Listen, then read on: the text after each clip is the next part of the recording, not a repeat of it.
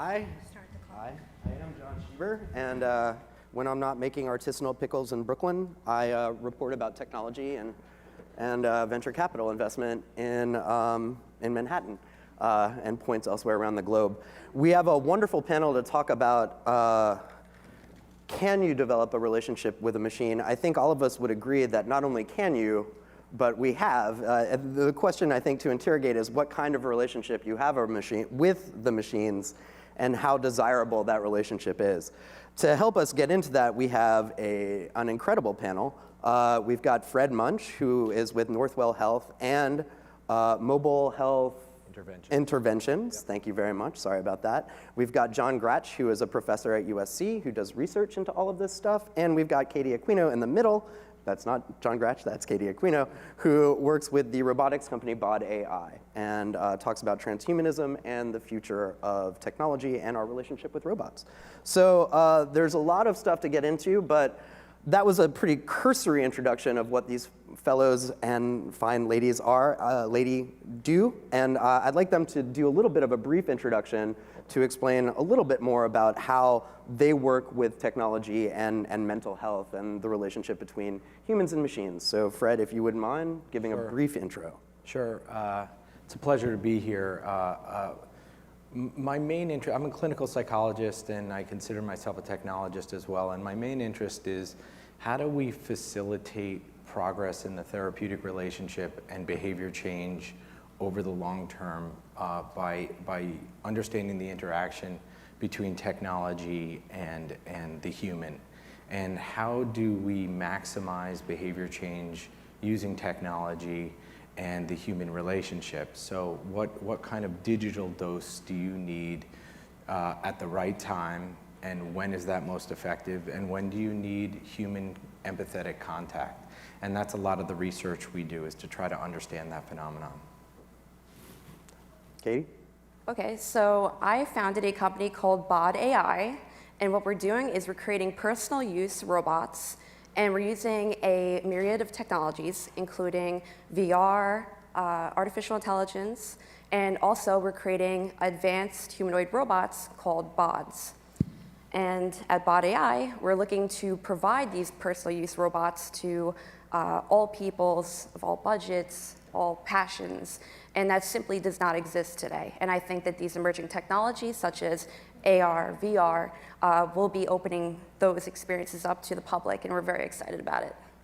Jon, and I believe you have a multimedia thing for us too. Yeah, so. We'll see if it works. I tried to bring some technology to help introduce myself. What? It's not there. Technology on a tech panel? That's insane. It's crazy. Never gonna work. Never gonna work. This is the way these things go. This is why I warned you Okay, about it. Oh. So this is what I do. So I try to actually build machines that can, in some sense, have empathetic contact with people. This is Ellie, and she's designed to do an interactive screening with people. Let me just play a little bit of that. You can't hear the audio, but she's basically explaining that she's here to have, she's not a therapist, but she'll talk with you. Here we go. Oh, there you go. Are you okay with this? Yes. So, how are you doing today? I'm doing well. That's good. Where are you from originally? I'm from Los Angeles. Oh, I'm from LA myself. One of the things we do here is we're doing facial expression recognition, so we can automatically infer the pattern of facial expressions people do. We're analyzing the audio signal and the voice. We look at posture with like a Connect. And then this character is also doing similar things, so she generates facial expressions and postures and can do the kind of moment-to-moment kind of feedback that conveys a connection to people in natural conversations. And ultimately, the goal is to try to elicit indicators of depression, and part of our research shows that people actually disclose more to this kind of technology than they might when they're Jon, talking spoilers, to a stranger. come on. We'll get into that in the conversation. All right. Come on, I'm geez. done. I'm done. One bit of housekeeping, just to set things off. I like to make these discussions as interactive as possible. I'm also really lazy. So if you wanted to tweet questions at me while we're chatting up here, if you have any burning question you want to pose to any of our panelists over the course of our discussion, feel free to tweet at me at my Twitter handle, which is J, my first initial, my last name, Shieber, S-H-I-E-B-E-R. And if there's good enough reception in this hall, hopefully I will get them, and it will work, and I will incorporate your questions into our discussion if they are good. If they're bad, I'll just make fun of you. Because that's the kind of asshole I am. So I guess the first question that I'd like to pose to all of you is not, sort of, can people have a relationship with their technology, which clearly people do, but what kinds of relationships people have with your technologies. And Fred, we'll start with you, Jon, you, and then Katie, we'll wrap up there and then move on. So. Fred, what's your take on that? What sorts of relationships do people have with the sort of offering that you provide? So based on the work we do, the research and the work we do, we see three primary points of relationship. One is that the technology opens it up to engage into this system very non-judgmentally. Is that it's not only are you expanding reach, you're allowing someone to have the opportunity to disclose and engage in a system at their own pace, and technology allows people to do that. So we've seen engagement rates go up dramatically. We built an automated SMS program for problem drinkers, and what we found is that people were signing up in droves for this program because they didn't have to go into care, and it wasn't connected to their health record. And so they were engaging. The other relationship that we see is that you can provide an ongoing salient touch of therapeutic goals in a way that the traditional therapeutic relationship can't do, which is if you're introducing some automation that's completely tailored and customized to someone's goal, is that you're allowing that relationship to continue when the relationship with a human can't continue. Whether that's at 3 in the morning, whether someone's going out for a drink and they type in drink and they get a drinking plan for that evening, whatever it might be, you're allowing that and you're supplementing the human contact. And then what we've also found is that there are crisis points and there are points when people want human contact. And as long as you can integrate that into automated systems, like when someone has a risk for relapse, one of the things we found is that people type in regret very often into these machines. So after they have had a heavy night of drinking, they're typing in regret. So they want to talk to someone about that. And so what I'm very interested in, what we're really seeing is that people want to interact with machines in certain settings, and they want to interact with people in others.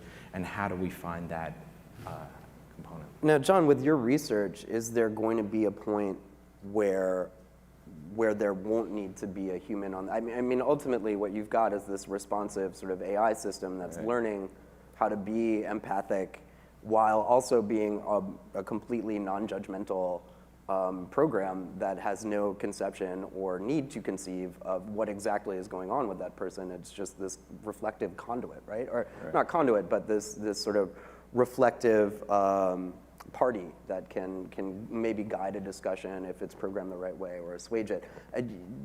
Is that the next step from, say, where Fred's work is going? Does that become the natural progression to ease sort of the human part of the equation out of the equation more?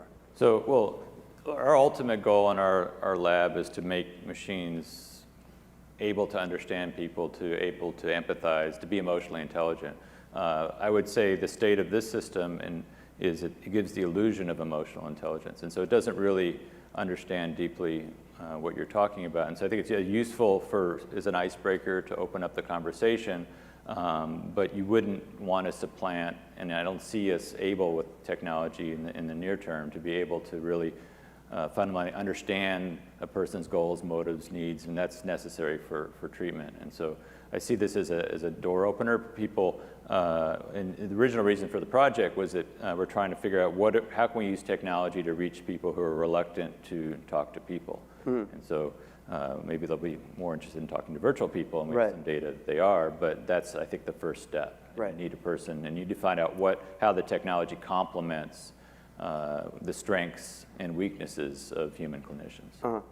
And I mean, when I think about where y'all are, it seems like everyone's on a spectrum, right? So Fred, you're at sort of a text-based version of solving the problem. Jon, you have like this visual element to it as well. Katie, you're full on. Like like these are robots that are going to be interacting with people. What does that do to the relationship? What does the physical element add? How does it change things? What sorts of things are you looking for your bods to do? Are they hot bods? Are they attractive bods? Are they? Well, it depends on, what is hot and what is the relationship. I think that relationships in general are just changing, and we see that all around. And I think that our perspectives are humanity. I mean, we are changing, we are evolving. We are becoming, in a sense, cyborgs. We live through our phones. They are an extension of us. So can we have a relationship with a machine? Absolutely. And at BOD AI, what we're doing is we are working closely with all backgrounds of people to find out what they want, what makes them tick. Now, when we think about our favorite sci-fi movies, right? Even talking about the film Interstellar, all of us fell in love with the character Tars. Tars was an AI, and Tars wasn't a cool AI because he was a smart artificial intelligence robot. No, that's not it. Tars captured our hearts because he had a little moxie. He was a interesting, cool robot. He could challenge you. We want challenges. As humans, we want challenges. So we're going to bring those challenges into the AIs that we are continuously to develop. We want them to be fine-tuned. We want them to challenge us. We want them to excite us. Now, as far as the aesthetics go, will we have hot robots? Sure, we'll have hot robots. They are anatomically correct. But also at the same time, we have to keep in consideration that not everybody in the future is going to want a perfect-looking woman of today. Right. It's not going to be like that. It's going to be changing. Do we even want to be with someone that looks like a human? Maybe we're evolving. So I think there's a lot of things to take into consideration. I didn't mean to go down that rabbit hole quite yet, although we'll get there. Well, We'll get there. Look, okay, let's look at the adult toy situation today. All I'm right. gonna say what- Now we're definitely gonna put a pin in that and come back to it. Jeez, am I blushing? Is it hot in here? Y'all. Woo. All right. So do you want your your AIs to have moxie? Is that something that Jon? Do you want your AIs to have moxie? Is moxie something that's important? Well, it can be important. I mean, in general, what part of my research is trying to understand that people use emotions strategically. They don't always just show what they feel. They use emotions to achieve certain social goals. In humor, self-deprecating humor, but also, moxie can be effective to convey a certain attitude which could promote certain goals in certain situations. In therapeutic situations, I'm not quite sure, but absolutely, in part of our research, we look at business contexts, negotiations, where people clearly use emotion strategically to achieve ends. Would it at some point, would an application for this be to have the AI do the negotiating? Absolutely, yeah, there's work on that right now. Is that being done in your lab, or? Yeah, it's being done in our lab. That's all over, yeah. I'm lazy, so this just sounds phenomenal. Like, Get a good less car work for for me, me. yeah. Where's my basic minimum income? Kidding. So when you think about what it is that your machines are feeling, or what it is that they're reflecting or providing to the humans that they're in a relationship with, what does that look like, and how does that happen? Fred and Jon, y'all are doing sort of the research on that stuff. What are you seeing, and what is it exactly that's being collected to give these programs a soul? No, I'm not going to go there, but to give them that intelligence, that emotional awareness, let's say, or is that even the right term? Hey, guys. At some level, I mean, machines need goals to achieve their ends, and emotion is an important part of goal achievement, motivation. And so in some sense, very rudimentary sense, these machines have needs and goals. I wouldn't necessarily equate them with human needs and goals, but I think eventually, as they have to become fully socially intelligent, they will bring, important needs to a therapeutic situation. I think there's also an interesting ethical dilemma, because it's also totally possible to design a machine that creates a complete illusion of needs and ends, but has different ones. And of course, that makes a lot of sense in negotiation. And so I think there's some interesting ethical dilemmas that'll be coming down the pipe soon. Fred, are your sort of programs learning? And what are they learning? How are they learning?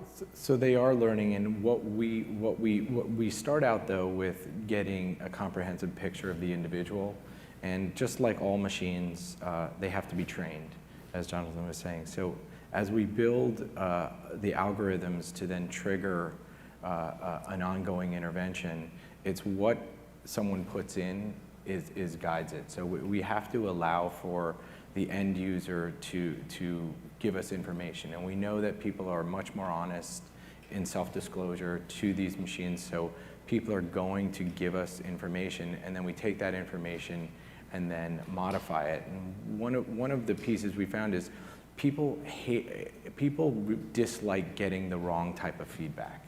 So we're very careful, and we're very conservative in what we put out there in terms of making assumptions about what they want.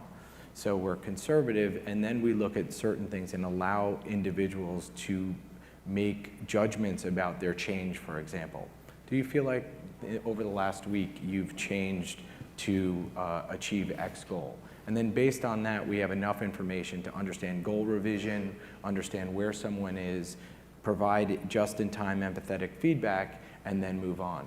So what I would say is we're at such early stages in building these adaptive algorithms, and we are very careful as not to throw certain things out there because of the potential downside to someone getting the wrong information. And I think that's incredibly important. Katie, how are your robot? Can you talk a little bit about the technologies that y'all are looking at in terms of how you're going to integrate these kinds of intelligences into the robots that y'all are building? Yes, so it's kind of a mixture between, to backtrack, a lot of things that we see today, especially those viral videos of things that look like AI, a lot of the times they're more like a chatbot. Right. What we're developing is something that's not a chatbot. We're going to bring in a little bit of deep learning. We are going to have some elements of the ability to chat back and forth. It will be able to remember, but what's important is having that base personality and the experience of what we're feeding each BOD or personality is going to be gamified. So through gamification, we're going to be creating a seamless user experience that's controlled by your smartphone app. Through your smartphone app, you're going to be interacting with your phone, collecting data. This data from who you are, what your interests are, is going to be fed to the algorithms that is part of this BOD, this personality. So I think that when we're online dating, right, we put a profile up and we have what we like our interests are. We're kind of looking for people that have similar interests. It's kind of the same thing. We kind of see it as like you're creating your own online dating profile, but for your BOD, for your synthetic partner. So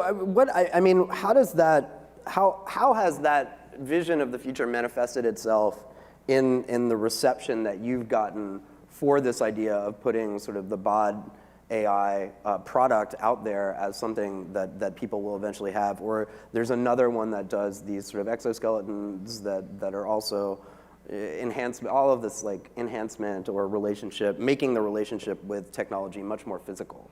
And bringing it out of this sort of realm. How has that been perceived sort of broadly? What's your sense of that? People are actually very excited about it, and we have different kinds of feedback from different kinds of people, and that's just how it's going to be. There's people who are saying, "Oh, I can't wait for the day." Then there's people who are saying, "That's interesting. I would definitely try that. That sounds awesome." Yeah. I haven't heard anybody actually say to me, "That's scary. I don't want to do that." But of course, there are plenty of people who give that feedback as well. Yeah. The most important thing is we are working with an entire subculture community out there known as idolaters. hardly anybody's heard of them, but they've been on television. One is named Dave Cat. He's been on TLC, My Strange Addiction, and Taboo, and he's married to a synthetic person. Unfortunately, he is a robosexual, but because the technology simply doesn't exist, and what does exist on the market currently is slightly horrifying, people are awaiting the day when they can either experiment or actually live with a synthetic partner. Huh. Really, no one has questions about that. There's no one, either that or y'all really are bad at Twitter. We're gonna get to like an actual person walking around with mics at the very end, so in about 10 minutes. So that is something that's going to happen, but I'm waiting for the comments to start pouring in. Reception is also really bad, so y'all might, I'm gonna follow up with that a little bit. Bring it on. Well, but I wanna telescope it out a little bit. John and Fred, do you look at something that is this material and physical that people can have an actual sort of tactile relationship with as sort of the end game for the types of therapies or systems that y'all are looking at, where you have these either robotic proxies or these avatars that exist in physical space? Yeah, I can talk a little bit about that because so part of my research, I try to understand how people respond differently to machines than people. And one of the reasons I was fascinated with this therapy project is because actually, when you interact with people, you engage in impression management. You try to build yourself up. You don't want to disclose because you fear being judged. And one thing that I was curious about this project was the idea was to add a human-like element to a machine. And we know that people disclose more information to computer forms than to people in some cases because they feel more anonymous, they feel less judged. And the question was, the other pathway is that you can build rapport or alliance by being a person and giving that kind of empathetic feedback. But if you combine those two things, I wasn't sure if it would be the best of both worlds or the worst of both worlds, because you might actually undermine the advantage of a computer by adding these human-like elements. Yeah. And so far, we haven't showed that to be the case. But my guess would be that, in part, that's because the character here emphasizes her computerness in many ways throughout the interaction. And I think if you add and we're actually going to experiment with this creepy life-like android, the system from Creepy Japan. and horrific are words that have been used to describe these things. And my guess would be the more you make it really like a human, the more you'll undermine the benefits that you get from eliciting. Well, there's a theory about this, right? It's the uncanny valley, right? Yes. There's that point at which this sort of anthropomorphized thing becomes near enough to human, but not quite human. That's why like all those baby dolls are really creepy, right? Because they look, they're sort of real, but they're not real. Fred, I jumped in on you. Do you have something to say? Not at all. I just want one of the things I'd like to do is add to it, because we work with disclosure as well, and you know, women report more sexual partners to a computer, men report less. You know, people report domestic violence because there's no impression that, and it's not necessarily just that it's anonymous. It can be, you know someone's at the other end, but Jonathan brought up the non-judgmental. Right.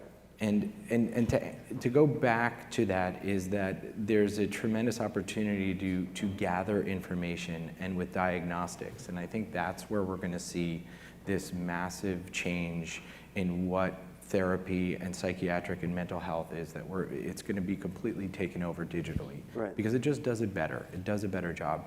I don't think that the human relationship and the goal of the therapeutic will be a machine. Right. Is that I think machines can augment contact, but I teach a class called Crafting Mindful Experiences at NYU, and what I find more than anything is the majority of projects, they're all over the place, but a lot of them are how do we use technology to create a deeper connection with other humans. Yeah.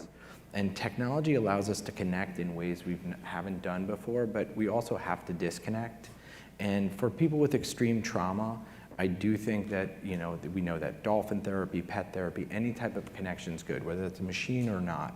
But at the same time, I think it's about helping people engage in their world. We know people with social anxiety would rather talk to a machine, The goal then is to get them to talk to humans. Right. So how do we find that balance? And that's right. Well, I mean, I think that just lends credence to a theory that's sort of circulating more broadly in the tech community in general, which is that, you know, there will be specific applications for specific types of AIs, right? And some will be more affectless, and some will be more effective or have a more emotional response based on the kinds of things that you want to get out of that AI. AI is the wrong word. It's more like a sort of learning program, right?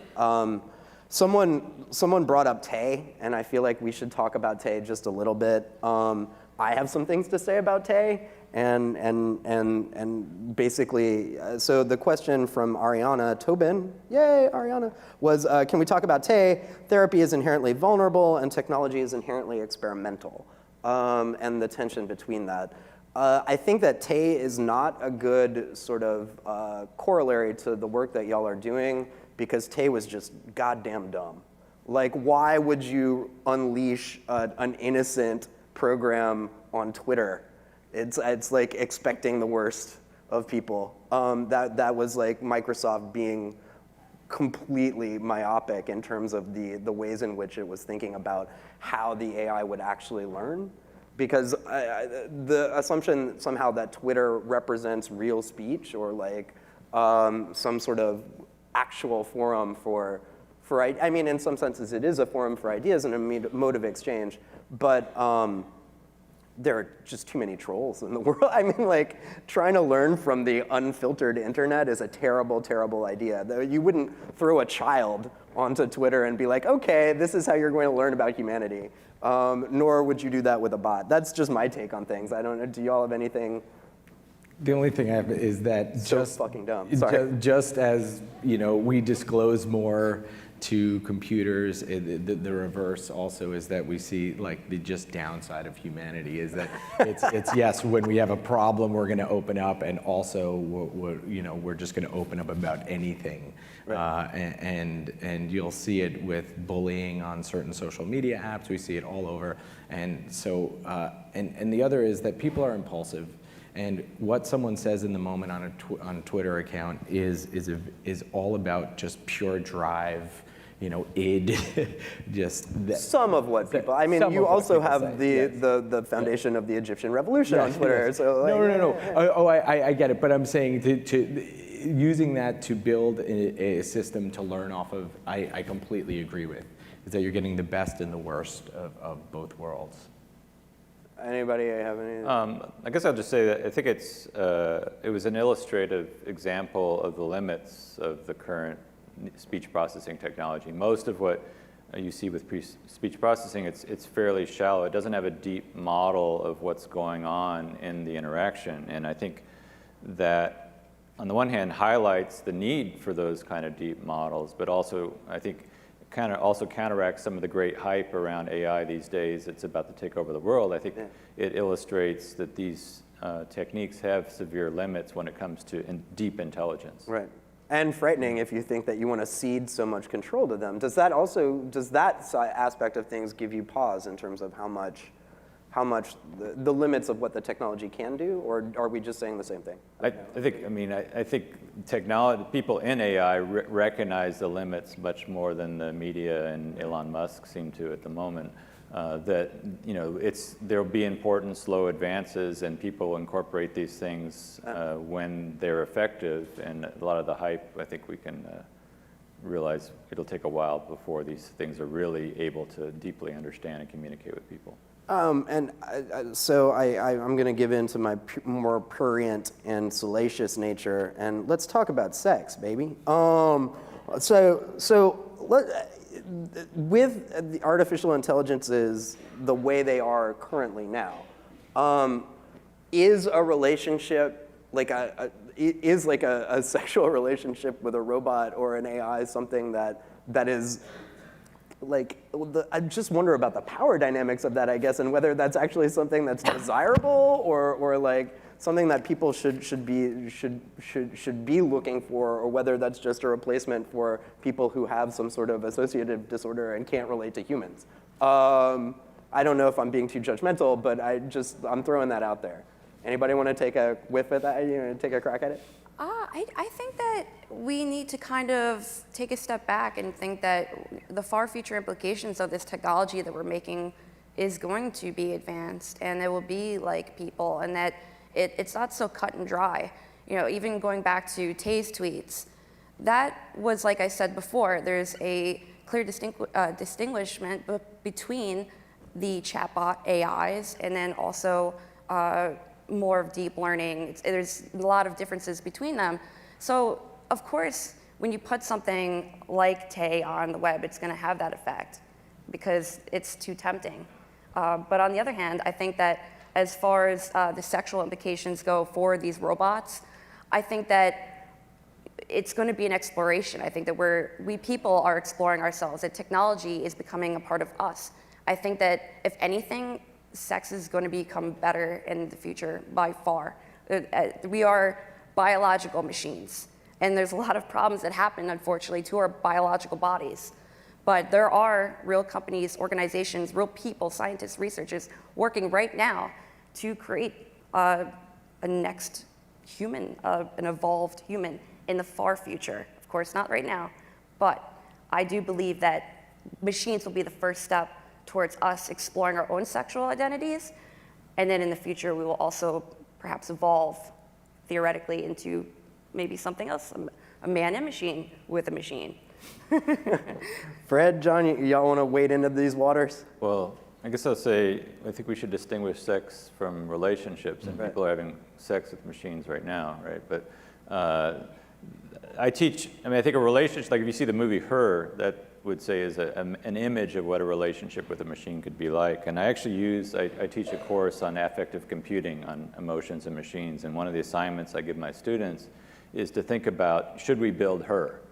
And I give them some of the research, on how does Facebook change us or things of that nature. And I think it's a good thought experiment. I think it's a thought experiment all technologists should address, is to, should we, and what are the implications of building machines that could form real relationships with people, and is that a good or bad thing for society? And just to add is that, if you look at the sex industry, they're always advanced in terms of technology. Oh, yeah. They're always the first to do it. They're doing augmented reality, virtual reality, right. Adding in machine learning, toys. So you do see where things are going to go when you look at that industry. But the depersonalization, and I think what Jonathan mentioned in terms of the, a relationship versus sex, and you're seeing the people who grew up with internet porn having trouble with sexual relationships. You're seeing an increase in people trying to understand what it's like to be in a true loving relationship. And as someone who has a 13-year-old boy and that he knows what the deep web is. He knows how to get there when we have every restriction up. Right. Is how are we going to maintain a loving relationship in the face of all these tools? And so, but I also think at the same time we can engage people and build interventions and avenues toward intervention if we have a window into getting that information out. And he gets it. He gets the potential harm of diving into this in a way that's uncontrolled. Yeah. And that's my fear of it. That's really and at the same time, I think there's a lot of hope. Yeah. All right, I've eaten into about 5 minutes or 4 minutes of the questions from the floor. Are there questions from the floor? I can keep asking these people all sorts of stuff, but there were hands up before. Anybody? Really? Nothing? Wow. Oh, there you go. Sir, right over there. Earlier you mentioned some of the ethical dilemmas that were going to be coming up in the future, the gentleman on the right. Yeah. I wish you could elaborate on what some of those might be. Well, I think you kind of touched on it. So one of the issues, there's actually a lot of question around Facebook. Is Facebook something that helps us grow as individuals, or is it something that's nihilistic and has us reflect only upon ourselves? And there's actually a fair amount of kind of interesting research around that. It seems to play some role in self-affirmation. So Jeff Hancock, who is at Cornell now at Stanford, has looked at how does it change your decision making? How does it change your mood when you read your own wall and see how other people's connections about you influence? Do you actually sort of feel better, but do you actually change your notion of self? There's also work that people who use a lot of Facebook are some of the loneliest people. It's work by Cassiopo at University of Chicago. And so this technology enables different ways that people use it, and it does seem to have long-term consequences for behavior, and it's not very well understood what those consequences are, and it's certainly not being considered by the designers. I think that's why. There are also, I think, at some point you get to sort of question from the opposite side the ethics of the AIs themselves. Like, what rights do they have? How much can you program them? When do they start to become legal entities? And you're seeing that across a range of things, not just with psychological ethics, but real moral dilemmas as we get into issues of like autonomous vehicles and self-driving cars. Who do you kill? The old man on the road, or like the car full of kids, or the puppy, right? And at some point, the AI is going to have to make that decision, right? And what that looks like, no one knows yet. And I think people are still grappling with in a real sort of profound way. And that's just one example. There are hundreds. Like, if you have AIs that are doing your contracts, who's legally liable when those contracts go bad, or when the negotiation instance?